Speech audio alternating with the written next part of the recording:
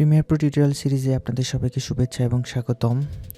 যখন আপনি Premiere Pro open করবেন এরকম একটা ওয়েলকাম স্ক্রিন আপনার সামনে শো করবে। এখানে আপনার রিসেন্ট প্রজেক্টগুলো দেখতে পাবেন এবং লেফট সাইডে ফার্স্টে দেখবেন আপনার নিউ প্রজেক্ট। এখান থেকে আপনি চাইলে নতুন একটা প্রজেক্ট ক্রিয়েট করতে পারবেন। ওপেন প্রজেক্ট থেকে আপনার পুরাতন প্রজেক্টগুলো ওপেন করতে পারবেন। তো নিউ প্রজেক্ট থেকে আমরা একটা প্রজেক্ট শুরু করলাম। ফার্স্ট এই প্রজেক্টের একটা নাম দিতে হবে, কি নামে প্রজেক্টটা আপনি সেভ করতে চাচ্ছেন।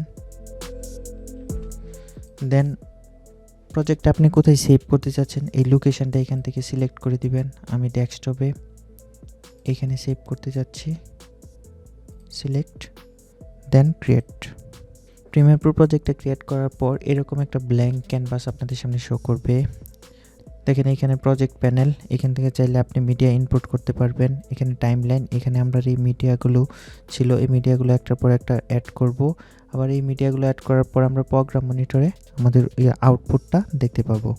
ওকে, তো দেখেন উপরে আছে ফাইল, এখান থেকে চাইলে নতুন একটা প্রজেক্ট নিতে পারবো, ওল্ড প্রজেক্ট ওপেন করতে পারবো, সেভ করতে চাইলে এখান থেকে প্রজেক্টটা সেভ করতে পারবো। ওকে, দেন রাইট সাইডে দেখেন একটা আইকন, এখানে হোভার করার পর দেখেন ওয়ার্ক স্পেস, এখানে যদি ক্লিক করেন দেখেন এখানে প্রিমেড কিছু work space already Premiere Pro আমাদের জন্য ক্রিয়েট করে রাখছে।